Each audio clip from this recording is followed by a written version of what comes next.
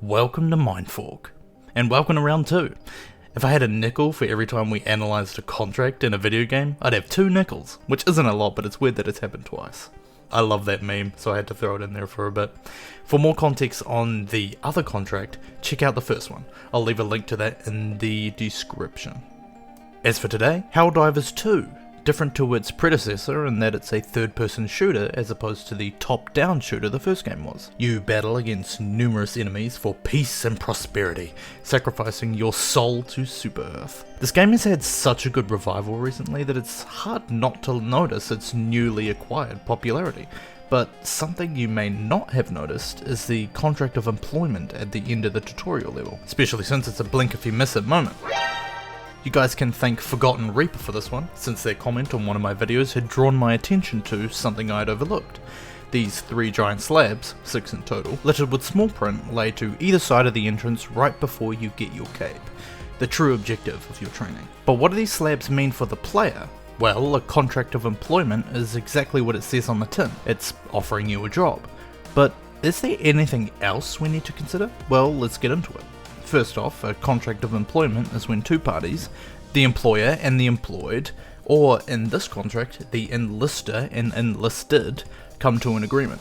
Like any other contract, it outlines the terms and conditions of the relationship, rights, responsibilities, and obligations.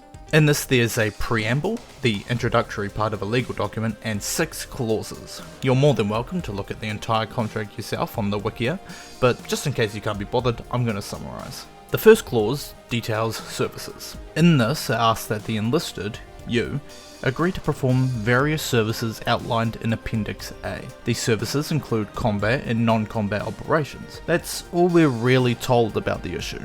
You're also authorised to use lethal and non-lethal force as needed, and you cannot subcontract your duties, which would be to employ somebody under you to do your work for you. As a side note, there is no Appendix A in this contract. It actually details right at the end that if you want a copy, you'll have to order for one, but that it'll take 5 to 10 years to get to you.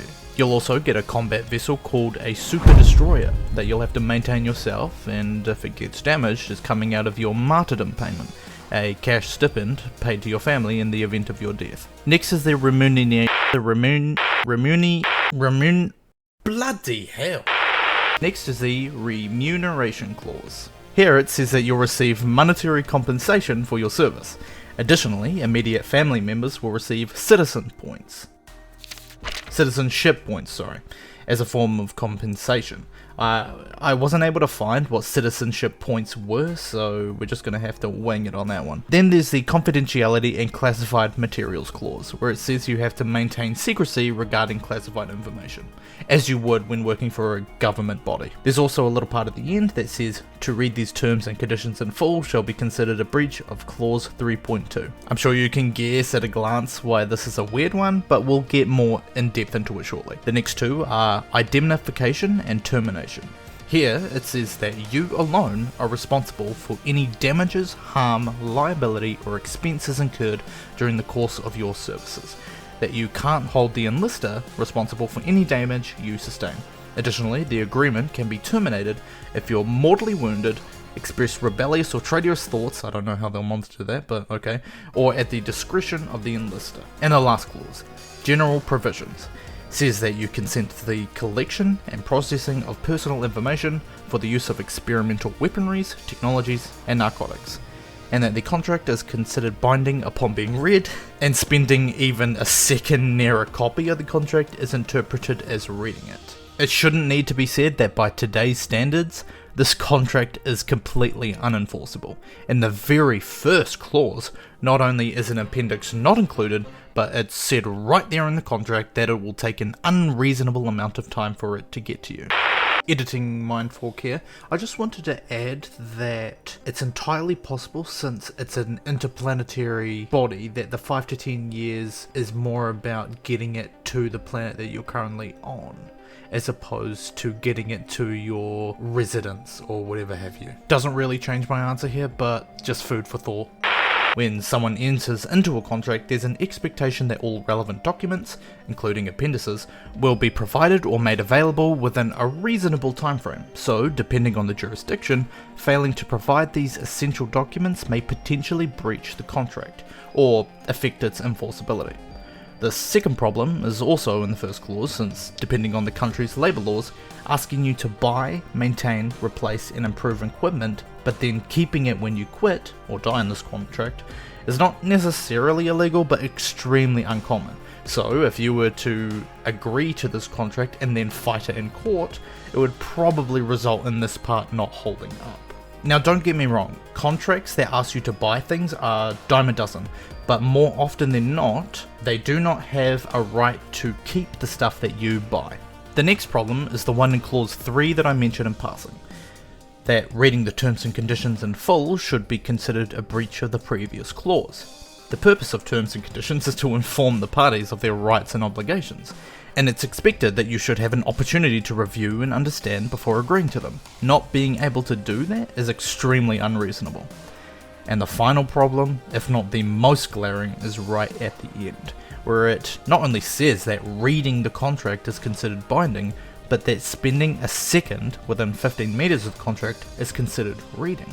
So if you come within 15 meters of this contract, you will be forced to agree with it. I shouldn't even need to go over how little this would work. There needs to be a clear and active understanding of the contract for it to be valid, whereas doing it like this leaves the opportunity for people to be unaware of it. The proof being that some of you probably didn't even realise this was here when you first played through. But that's why it wouldn't hold up, with the amount of unreasonable requests it has of you. So what would it take to get some traction? Well, for one, you could probably write out all of those clauses and it would probably be fine. I'm no lawyer, so I couldn't say with 100% certainty, but they don't really change the heart of the contract much at all. They want you to fight for them, and every clause that says that is fine. But there's also a secondary aspect to consider, and I'm sure you would have come to this realization already.